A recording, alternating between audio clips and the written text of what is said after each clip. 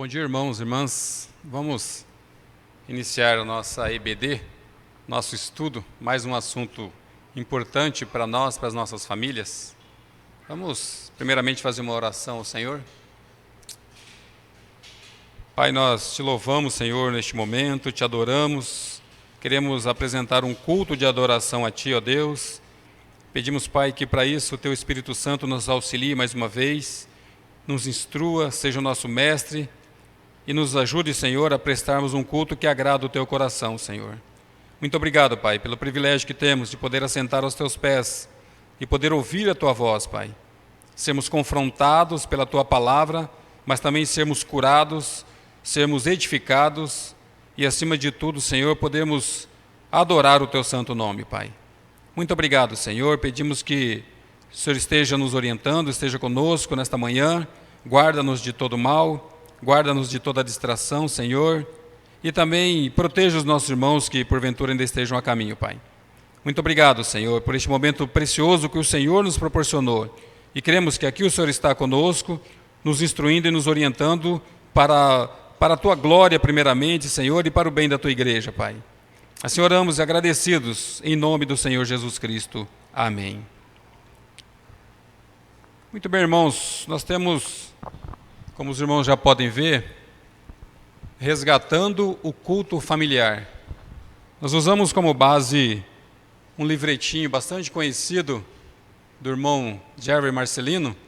É um irmão que tem nos ajudado muito, e eu convido os irmãos a terem esse livretinho, a lerem esse livretinho e usá-lo como um manual nos seus devocionais em casa.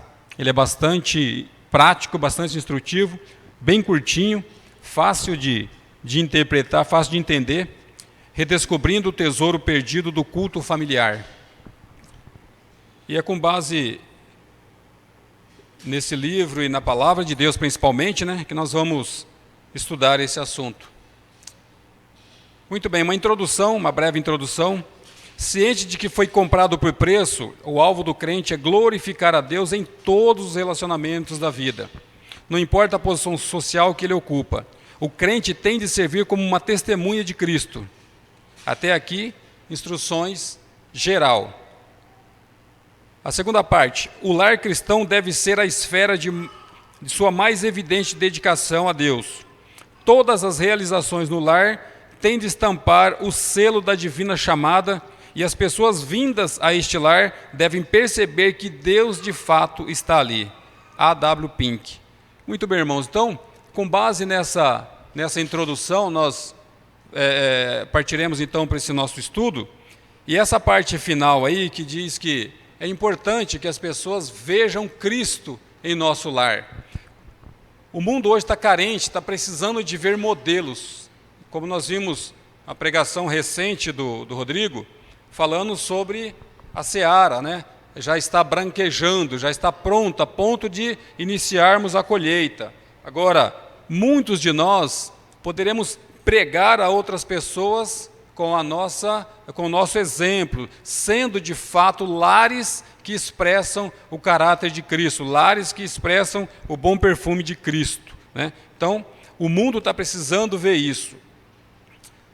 Aqui nós temos, irmãos, foi feito no século XVII, a Nova Inglaterra passava por um período muito difícil, Eles estavam percebendo que muitas coisas estavam acontecendo que estavam em desacordo com aquilo que eles vinham de um tempo atrás, E aí então eles percebem que a ira de Deus estava chegando sobre eles, E aí então eles fazem um concílio lá no sínodo de Massachusetts, e reúnem lá, e aí eles começam a perguntar: poxa vida, tem alguma coisa errada que está desagradando a Deus, e por conta disso a ira de Deus está vindo sobre nós. E aí então eles elaboraram ali 14 possíveis respostas para aquela situação. E a sexta resposta diz exatamente isso aqui, Há muitas famílias que não oram a Deus e não leem as Escrituras constantemente, a fim de que a palavra de Deus habite ricamente neles. Então eles perceberam, alguma coisa está errada dentro dos lares, já não está sendo mais como era tempos atrás. E aí então eles percebem que precisam voltar, precisa haver um arrependimento. Muitas casas estão carentes do conhecimento de Deus. Por essa causa, a ira pode vir sobre elas e outras próximas também. Vamos abrir juntos aí, Josué 22, 20.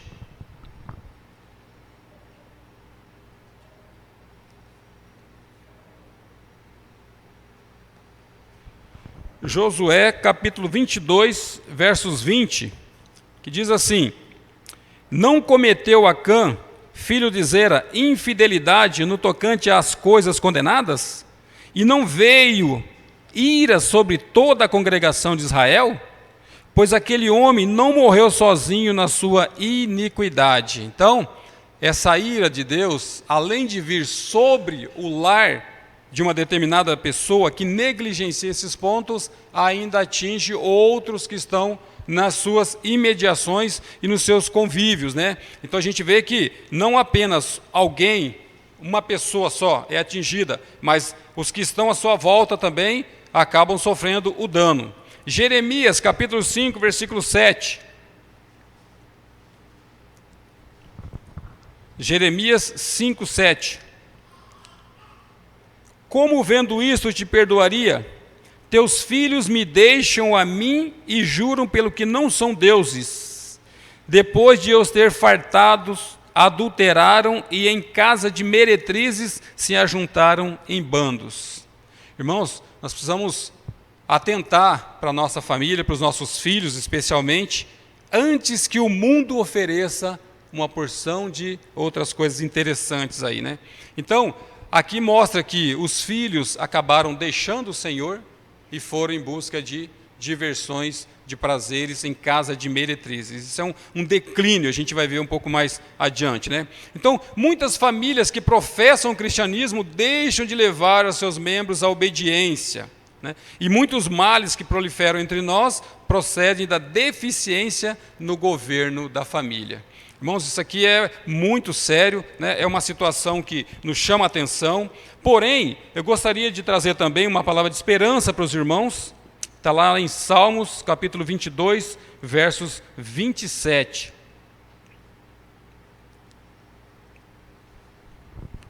Nós não permaneceremos, ainda que, irmãos, se nós tivermos um coração manso, humilde, de arrependimento, buscar o Senhor, clamar ao Senhor por perdão e graça, o Senhor nos traz também uma palavra de esperança em meio a essa dificuldade.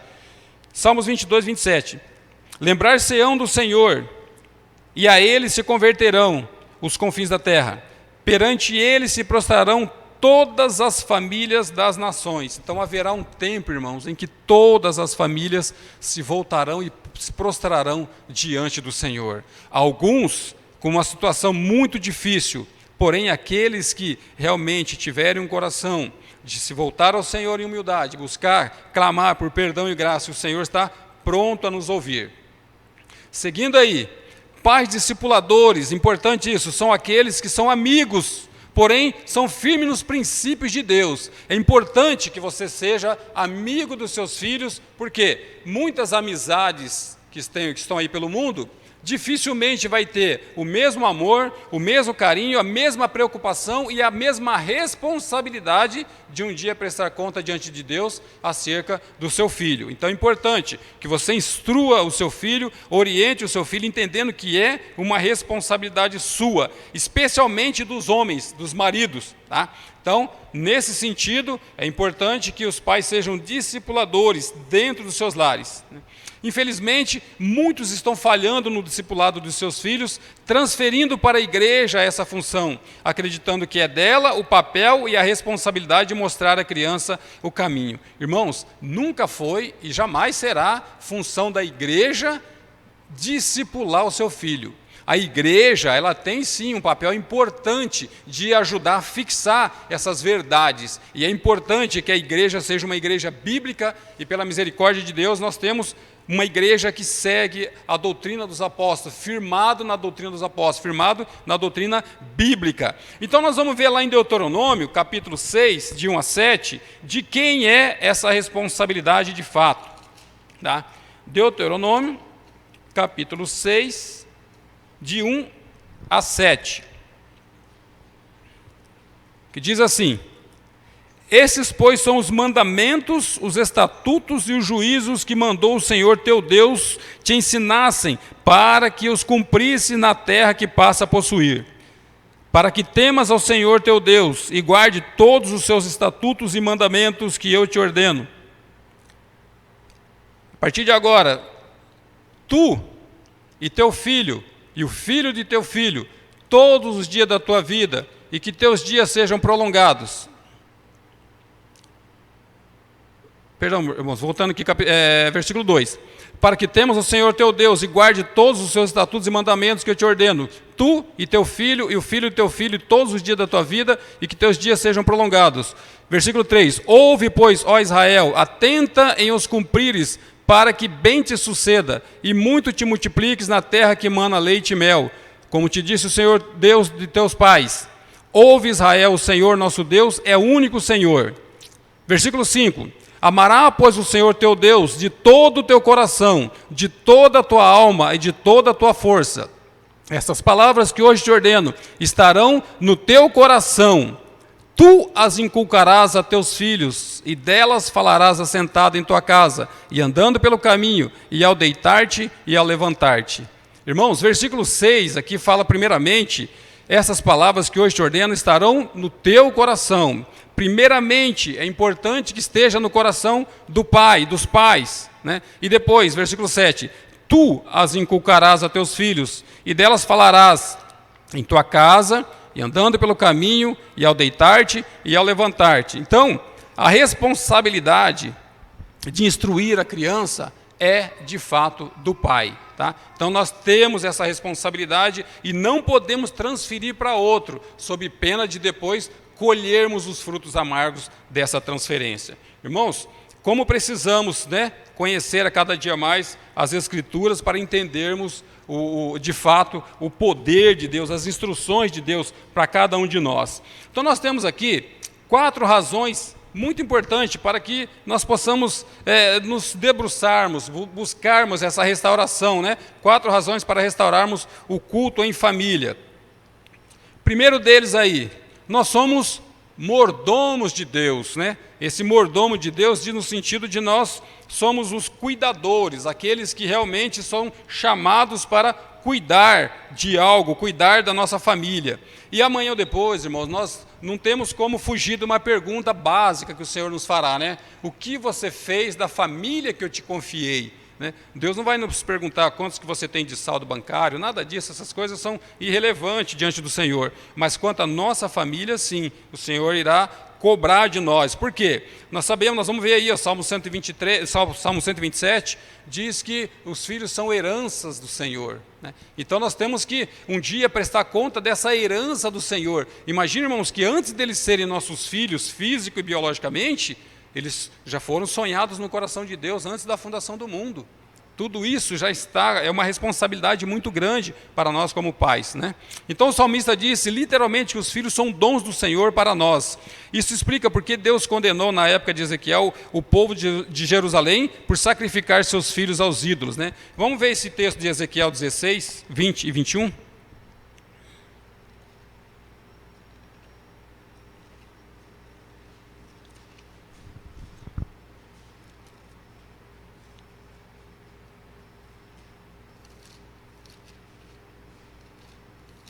Ezequiel capítulo 16, versículo 20 e 21, que diz assim: demais, tomaste a teus filhos e tuas filhas que me geraste, os sacrificaste a elas para serem consumidos. Acaso é pequena a tua prostituição? Matastes meus filhos e os entregaste a ela como oferta pelo fogo. Irmãos, a gente vê aqui a infidelidade do povo quando o Senhor está chamando para um relacionamento. O Senhor está nos mostrando, o Senhor está nos instruindo, querendo a cada dia mais relacionamento conosco. E se de fato Deus é importante, Deus é precioso para nós, nós vamos querer que nossos filhos também conheçam esse caminho, que nossos filhos também desejam, eles não vão querer sacrificar nossos filhos entregando aí para o mundo, entregando para meretrizes, para a prostituição, nada disso, né? Agora, quando nós temos, por exemplo, uma boa profissão, eu gosto da minha profissão, eu acho uma profissão muito boa, eu gostaria que meus filhos, né, seguissem também a minha profissão. Eu tenho uma faculdade que eu conheço e me falaram, e é muito importante, é uma faculdade que as pessoas estão conseguindo se manter, as pessoas estão conseguindo se firmarem, né, nessa faculdade, e é uma faculdade muito boa. A gente indica e quer que os nossos filhos sigam por essa faculdade. Quando tem assuntos bons, assuntos que nos interessam, que sejam bons para nós queremos passar isso para os nossos filhos. Agora, muito mais, irmãos, precisa ter no nosso coração, de fato e de verdade, a palavra de Deus habitando ricamente. Isso precisa ser um tesouro importante, precioso para nós, porque somente assim nós vamos querer, de fato, passar isso para os nossos filhos, como outras coisas que a gente acha que é tão importante, mas que é tudo passageiro. A palavra do Senhor é eterna, a palavra do Senhor não vai passar, né? E nós temos aí o Salmo 127, como eu disse, né, sobre a responsabilidade que nós temos de cuidarmos das coisas do Senhor. Olha que confiança, irmãos. Salmo 127, verso 3. Herança do Senhor são os filhos. Só a parte A, irmãos. Olha só, que tamanha responsabilidade é para nós Deus entregar para dentro do nosso lar uma alma eterna. Pensem bem nisso. Como é que a mensagem vai chegar lá nos meus netos, nos meus bisnetos, se não passarem primeiramente pelos meus filhos? Não tem como pular uma etapa. A maneira segura de realmente levar essa mensagem à frente é passando ela para os nossos filhos. E é assim que nós precisamos ver, é assim que nós precisamos instruir os nossos filhos nos caminhos do Senhor. Segundo ponto aí. Seu filho foi colocado em seu lar por um desígnio de Deus. Importante nós crermos assim, né? Olha só, tem tantos lares por aí que os nossos filhos poderiam ter nascido, mas Deus, pela sua soberania, colocou ele exatamente no nosso lar. E é ali que nós vamos instruir, cuidar, e é um grande privilégio nós termos os nossos filhos nascendo em lar cristão. E nós vamos ver por que disso, né? Temos que reconhecer a boa mão de Deus sobre os nossos filhos, ao colocá-los em um lar de cristãos. É um grande privilégio. Ainda que uma das partes não seja crente, a bênção de Deus está presente nesse lar. Irmãos, abram comigo em 1 Coríntios capítulo 7, a gente vai ver esse texto, é um texto bastante conhecido. Vai nos ajudar com relação a termos essa segurança de ver que nossos filhos estão realmente num bom lugar. 1 Coríntios capítulo 7, de 12 a 14, que diz assim: ao mais, digo eu, isso Paulo falando, né? Ao mais digo eu, não o Senhor, se algum irmão tem mulher incrédula e esta consente em morar com ele, não a abandone. E a mulher que tem marido incrédulo, a este consente em viver com ela, não deixe o marido. Versículo 14. Porque o marido incrédulo é santificado no convívio da esposa, e a esposa incrédula é santificada no convívio do marido crente. Olha só. De outra sorte, os vossos filhos seriam impuros. E o final aí, porém, agora são santos. Por que agora o Senhor fala que eles são santos? Porque eles estão debaixo de um lar onde ao menos uma das pessoas tem um compromisso com Deus. Irmãos, isso aqui é importante a gente entender, que não é de qualquer forma, né? Não é pelo fato de, eu vou lá na igreja de vez em quando e pronto, está todo mundo santificado em casa. Não, é importante que nós tenhamos um compromisso com Deus, né? E uma coisa interessante, que os nossos filhos, eles enxergam muito além daquilo que a gente fala para eles, porque eles convivem diuturnamente com a gente. Nossos filhos conhecem muito mais do que as outras pessoas. E nisso é importante a gente entender que nós precisamos viver uma vida realmente de santidade, uma vida de seriedade com Deus. E não adianta eu falar algumas coisas e não praticar, né? Então nós precisamos, como a palavra de Deus fala lá em Tiago, é importante que aquilo que eu fale, eu também pratique, aquilo precisa ter realidade, né? Então, olhando para esse texto, principalmente o versículo 14, quando ele diz, porque o marido incrédulo é santificado no convívio da esposa.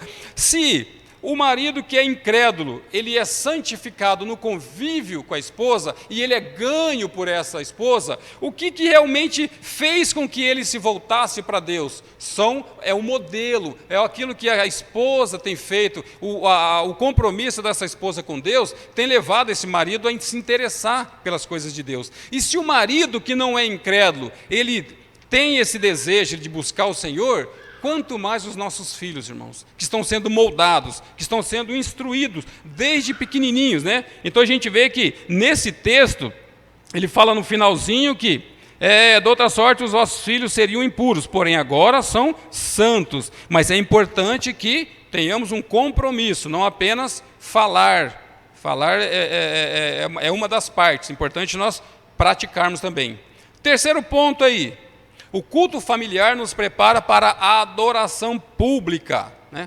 Se a gente não tem uma vida a sós com Deus, uma vida de relacionamento com Deus íntima, sozinho, dificilmente nós vamos prestar um culto de fato que o Senhor tenha prazer, né? Então o culto em família não é uma atividade isolada, temos de vê-la como parte essencial da tríplice adoração a Deus: adoração particular, adoração familiar e adoração pública. Precisamos ser modelo e influência positiva para a nossa família. E, acima de tudo, precisamos ser verdadeiros adoradores, aqueles que o Senhor procura, né? Se o Senhor chegasse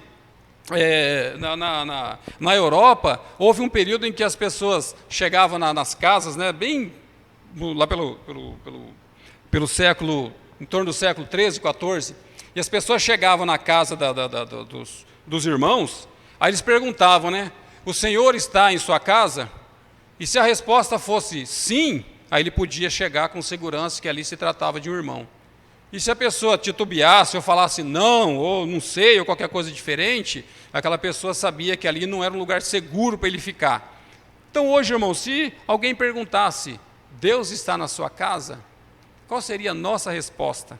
Será que eu poderia dizer com sinceridade, sim, pode chegar? E é importante que nós tenhamos essa convicção. O Senhor realmente habita, o Senhor é Senhor da minha casa, né? E é nisso que nós precisamos nos ancorar cada dia mais, nos firmar, né? Trazer a presença de Deus para dentro da nossa casa, levar os nossos filhos a conhecer a cada dia mais o Senhor, apresentar o Senhor para os nossos filhos, levar nossos filhos para o Senhor, né? Que é o papel do profeta, do sacerdote, dentro da nossa casa. Evangelho de João, capítulo 4, 19 a 24, João capítulo 4, 19 a 24.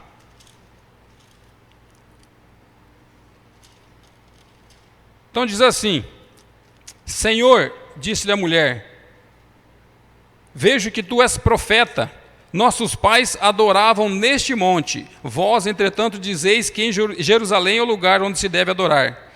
Disse-lhe Jesus: mulher, podes crer-me que a hora vem quando nem neste monte, nem em Jerusalém adorareis o Pai.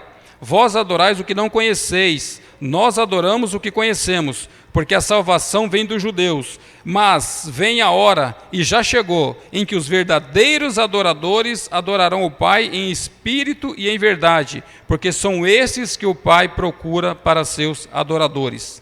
Deus é espírito, importa que os seus adoradores o adorem em espírito e em verdade. Então, irmãos, nós precisamos ensinar os nossos filhos para que eles realmente sejam verdadeiros adoradores, que eles adorem o Pai em espírito e em verdade, com as suas palavras e com as suas atitudes. Nisso consiste realmente nós buscarmos agradar a Deus, buscarmos fazer a vontade do Pai, né?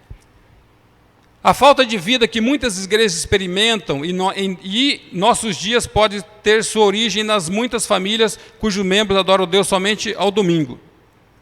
A falta de vida que muitas igrejas experimentam e nossos dias podem ter sua origem nas muitas famílias cujos membros adoram a Deus somente no domingo. Acho que a frase ficou um pouquinho incompleta, irmãos, mas na verdade aqui é o seguinte: muitas das falhas que nós estamos vendo nas famílias pode estar nesse sentido, de que nós estamos apenas ensinando nossos filhos a serem adoradores de Deus aos domingos. É importante que nós tenhamos uma sequência desses estudos que nós temos aos domingos, que nós ensinemos os nossos filhos no seu dia a dia, para que eles possam realmente estarem cheios da palavra de Deus, para que a palavra de Deus possa habitar ricamente nos nossos filhos, né? Como que isso é transmitido? Isso não pode ser transmitido simplesmente, eu estou lendo aqui, eu estou imaginando aqui que todo mundo já está aprendendo, né? E é isso que tem me chamado a atenção nesses dias, é algo que eu preciso realmente rever, buscar graça, pedir graça para o Senhor, para que Ele realmente me oriente, me instrua e eu possa aplicar isso no meu lar, né? Que todos nós possamos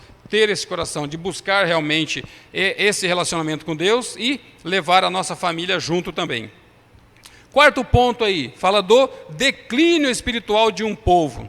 Deus nos mostra que as famílias constituem de modo cumulativo as nações, e quando as nações estão sob julgamento, podemos deduzir corretamente que o seu erro em não adorar a Deus como família é uma das possíveis causas, né? Pode ser uma possível causa. Então, irmãos, o fato de nós estarmos negligenciando pontos tão pequenininhos, parece que é tão simplesinho, mas eu lá na minha casa vai fazer diferença para toda a sociedade, irmãos? Faz porque nós somos uma pequena célula dentro desse universo.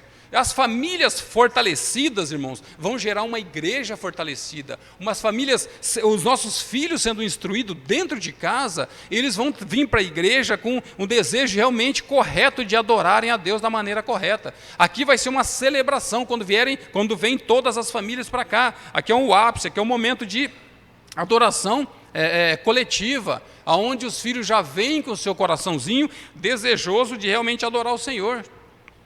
E é nesse momento que a igreja se junta, né? E a igreja busca realmente prestar um culto de adoração a Deus, trazendo o melhor de suas casas, trazendo o melhor de que estão nos nossos corações. E os nossos filhos precisam estar inseridos nesse processo. Eles não podem ficar de lado disso, né? Eles precisam estar entendendo isso. E então, como mudar esse quadro? Vamos lá em 1 Timóteo 4,16, mais um texto para nós enriquecermos o nosso entendimento acerca do assunto.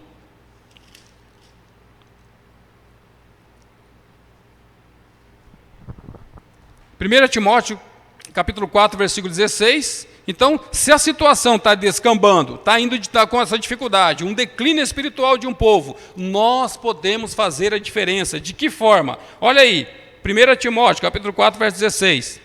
Tem cuidado de ti mesmo e da doutrina. Primeiramente, cuida de si e da doutrina. Continua nesses deveres, porque fazendo assim, salvarás tanto a ti mesmo como aos teus ouvintes. Irmãos, aqui primeiramente está falando para os pastores, para os líderes, né? Para que ele realmente tenha cuidado de si, tenha cuidado de transmitir a boa mensagem, a boa palavra com fidelidade ao Senhor. Mas isso também se aplica nos nossos lares. Nós estamos ali como um pastor, pastoreando ali o nosso pequeno rebanho, que é a nossa família. E nós precisamos trazer essa mensagem para nós, entendendo, primeiramente, cuidando cada um de si e transmitindo aquilo. E aí, então, o texto diz que salvará tanto a ti quanto aos teus ouvintes, desde que nós realmente sejamos fiéis, sejamos fidedignos, sigamos a palavra de Deus com fidelidade. Muito bem, por esta razão, a ira é enviada sobre os lares de uma nação, um declínio total, né? De fato, essa negligência espiritual de alma nas famílias equivale à deterioração, à ruína e à devastação de uma nação. Irmãos, falta de instrução dentro de um lar causa estragos, às vezes difícil de reparar. Abra comigo, por gentileza, Mateus 22, 29.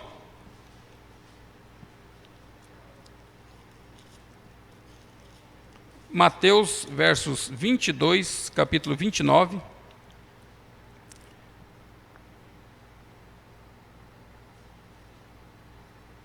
Respondeu-lhe Jesus: errais, não conhecendo as Escrituras e nem o poder de Deus. Então, o que nós precisamos ensinar para os nossos filhos? E, primeiramente, está no nosso coração, como diz lá em Deuteronômio, né? Primeiramente, tu terás no teu coração para depois ensinar para os teus filhos. A falta de conhecimento de Bíblia, irmãos, nós precisamos realmente nos afadigar, precisamos a cada dia buscar, nos alimentarmos da palavra de Deus, ser de fato algo precioso para nós e transmitir, ensinar os nossos filhos a terem prazer na palavra de Deus, para que a cada dia eles também possam estar alimentados, para que eles não caiam nesse erro dessa falta de conhecimento. Mas nós temos aqui também um outro modelo positivo, de um homem que tomou uma decisão, Josué, bastante conhecido esse texto de Josué, né? Capítulo 24, versos 14 e 15.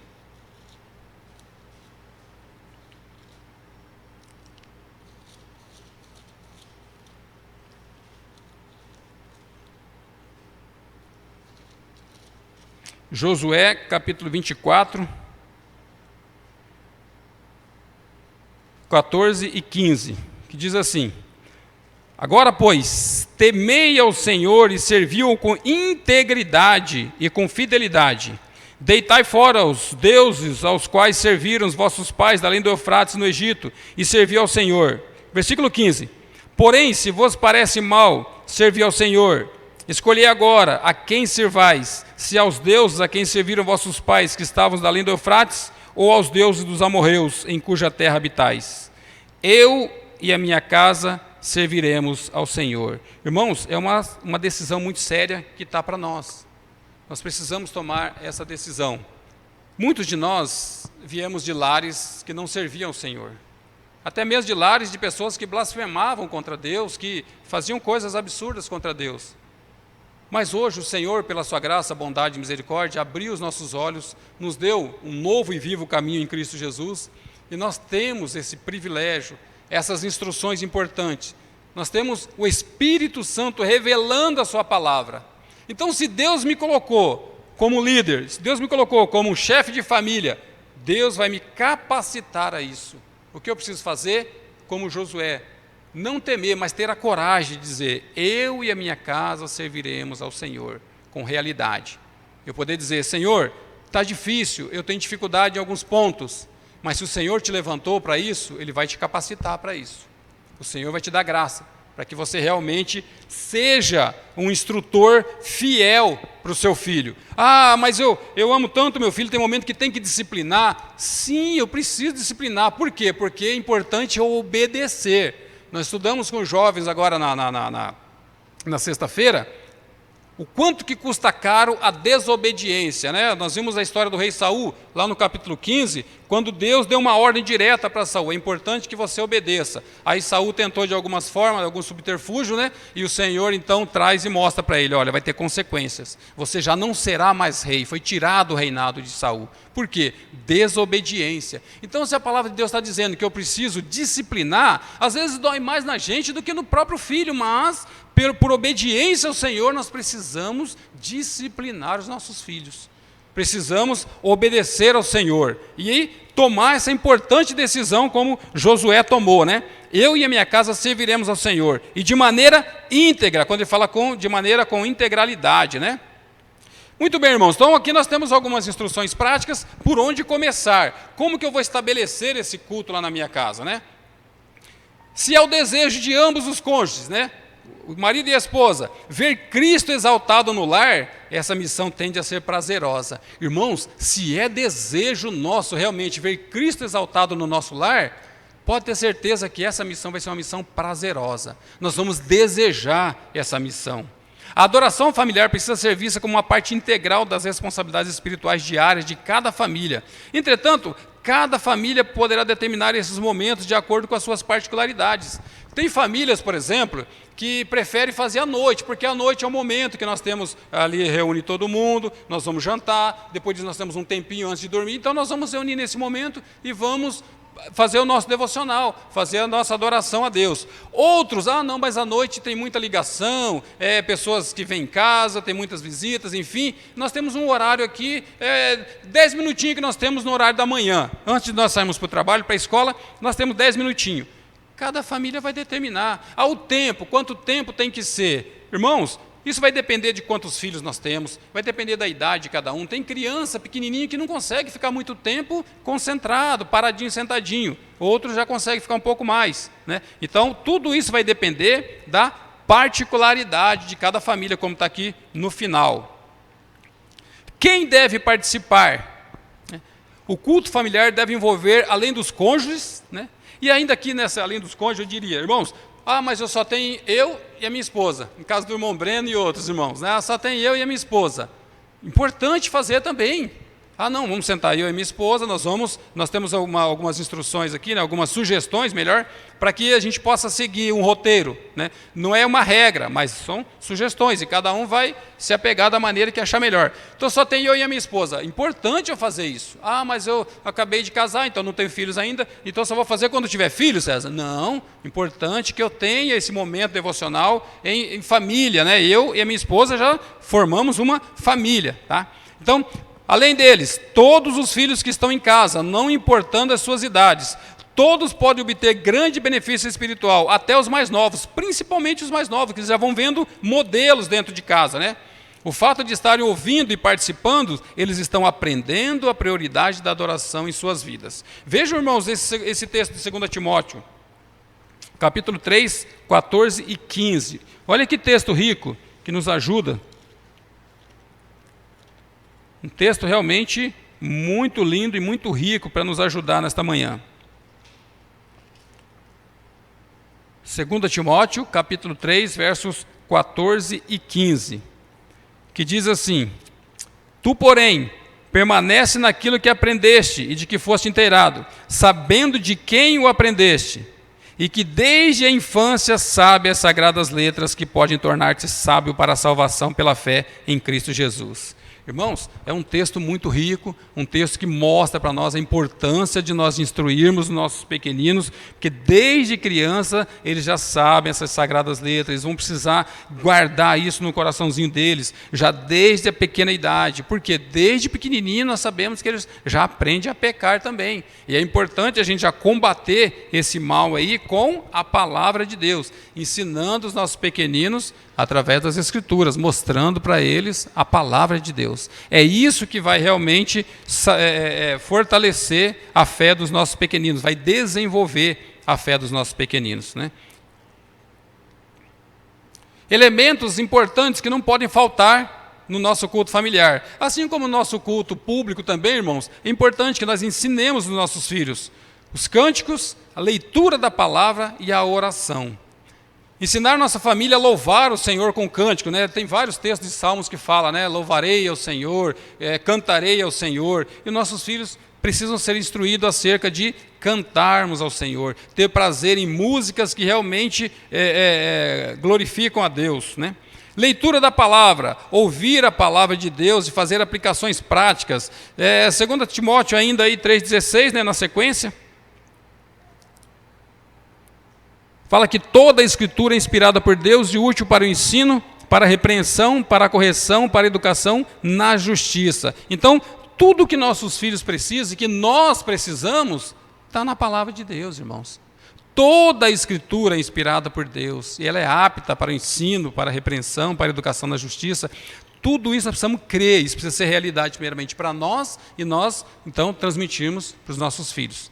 E a oração é a maneira com que nos dirigimos a Deus, e é importante que nossos filhos aprendam isso, eles façam isso, eles pratiquem isso, né? Então, às vezes o momento da refeição é um momento importante, né? Desde pequenininho, vocês não, me incluo também, nós instruímos nossos pequeninos a abrir oportunidade para que eles orem em agradecimento ao Senhor, né? Às vezes lá a gente vê na creche, muitas vezes eu ia pegar a Amanda, que era pequenininha na creche, chegava lá, estava todos aqueles pequenininhos juntinhos ali, aí eles estavam tudo com a mão, junta a mãozinha, juntava a mãozinha. Aí a tia falava e eles repetiam, né? Mas eles, na verdade, não estavam nem prestando atenção naquilo que eles estavam falando palavras aleatórias. Agora, quando nós trazemos a palavra viva, que é a palavra de Deus, isso faz a diferença.